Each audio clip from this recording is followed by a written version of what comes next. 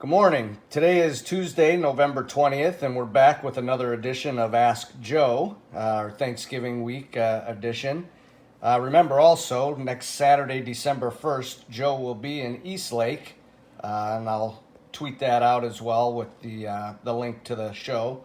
December 1st in Eastlake. And without further ado, we're going to bring in Mr. Joe Tait. Thank you, and I see people have been busy again with a lot of time on their hands, obviously, and I guess you'd have to say that this week I'm the biggest turkey you're going to see. Ronnie Grubbs is back with us again. Ron doesn't have a lot to do, I guess, in his spare time except watch this tweet.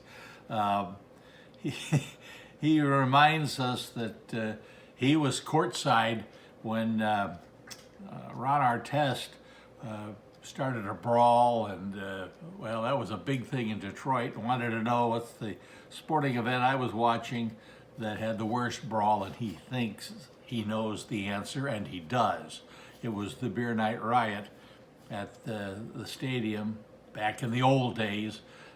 Without doubt, that was the worst thing I have ever seen in professional sports, and well, I could go on and on and on about that, but I saw things happen in that game, and remember Nestor Shylock was the home plate umpire.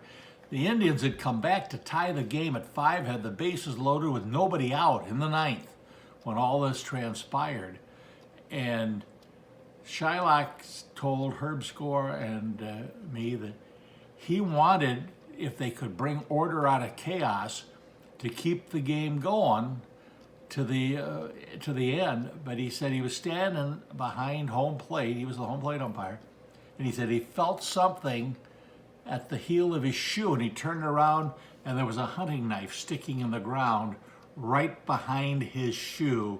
And with that, he turned, waved his umpiring brethren off the field, and forfeited the game right on the spot.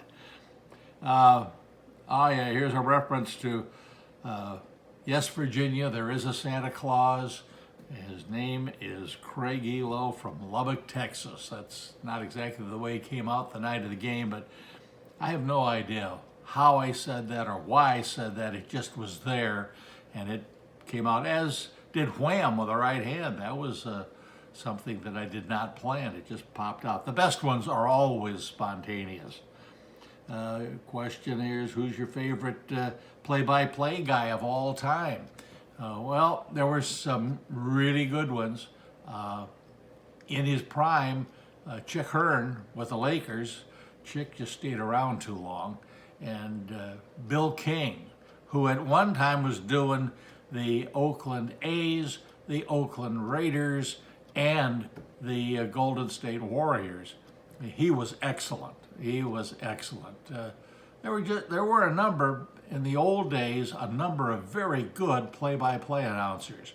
Now, most of the people that are doing radio are actually auditioning for the next TV job, and so radio play-by-play is becoming a lost art.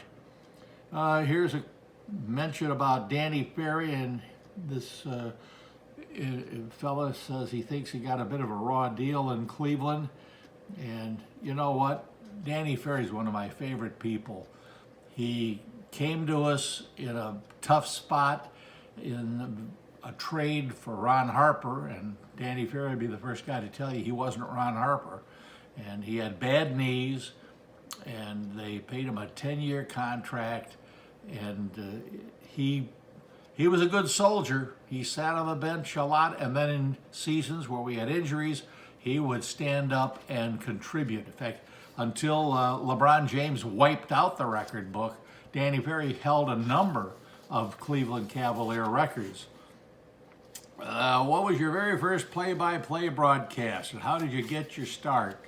I guess the first thing, I used to broadcast Jim Prentice football games. You probably don't even know what they are, but take my word for it. That's how, up in my room, and my father thought I was nuts. The first actual play-by-play broadcast that I had was doing Monmouth College football, a small school out in Illinois, and my start kind of got started at the same time, because at the time I was doing Monmouth football, Bill Fitch, who became the first Cavaliers coach, was scouting for College, where he had gone to school and was coaching basketball. And I used to use Fitch at halftime to fill up 15 minutes, because you could ask him a question and then sit back and he'd fill up the whole halftime for you. And he used to tell me, he said, "You're the only guy I've ever heard who can make a 60-0 blowout sound like a 6-6 tie." And because Monmouth football was, well, Earlham just suspended their football program because they had lost a lot.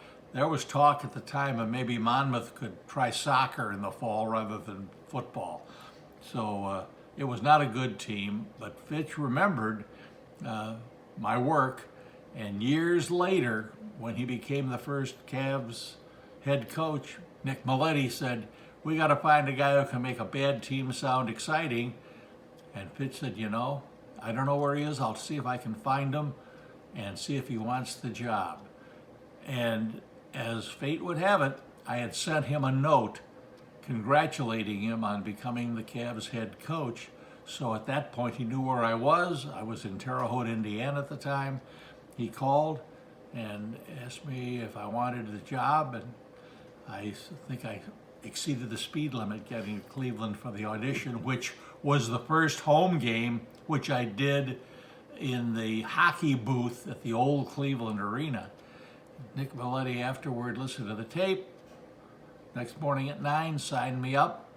I called back to Terre Haute, told them I had a job in Cleveland, and they said it's a good thing because new ownership just took over this radio station and they're going to fire everybody. So, hey, it all worked out. Michael Josick talking about trains and train stations. I did, whenever I had an opportunity to go someplace involving railroads and trains, which is my passion, I took it. My favorite train station, I think, would have to be the Portland, Oregon Railroad Station. I used to love to go there, watch trains. There were always a lot of trains to watch. As far as museums, and there were some beauties, the California State Railroad Museum in Sacramento is a must-see. Steamtown in Scranton, Pennsylvania, my wife and I went to visit that. That is awesome. Baltimore has a great B&O museum, and there I'm just touching the top of the iceberg on that one. So yeah, I love trains. In fact, now in my dotage here, I am trying to build a model railroad, and it's a slow process because these fingers are not designed for fine work. So, and the last one, Keith Cuffrin says, "How was it working with Bruce Drennan?" Well, it was a unique experience. We had a lot of fun.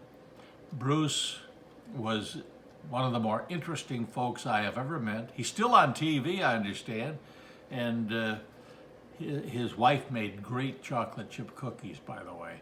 So, all things considered, Bruce Drennan was a positive in my life, although at times, perhaps, as we were broadcasting together, I might have questioned that. But no, Bruce was good people, and he was totally involved. The night that Lenny Barker threw the perfect game, we sent Bruce down in the ninth, number one, because we felt there wasn't going to be the need for a lot of talk when you're closing out a perfect game.